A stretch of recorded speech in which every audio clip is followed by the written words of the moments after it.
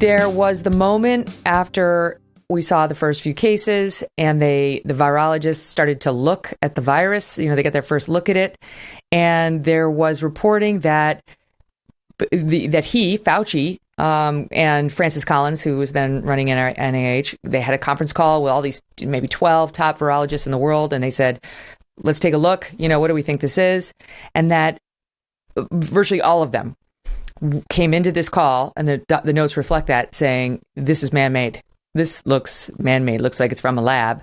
And then miraculously, 4 days later, and after who knows what communications with Fauci and Collins behind the scenes, they all did a 180.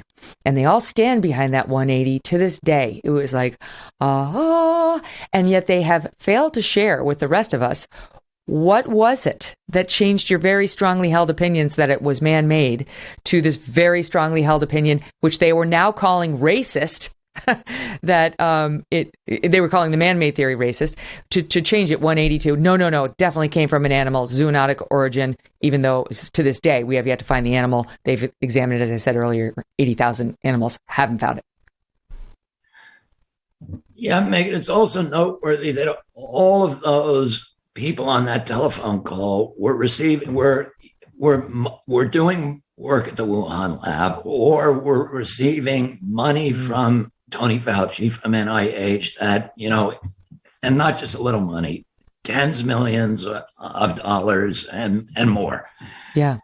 Or from Wellcome Trust, which is the British version of the Gates Foundation, and it's kind of almost like functions as an arm of the pharmaceutical industry. It's essentially the GlaxoSmithKline stock portfolio, and even more interesting, almost all the key players on that phone call who then took part in creating all of this literature out there that that characterized suggestions of lab leak as crackpot conspiracy theories. I got thrown off of Instagram, for saying that Congress should investigate this.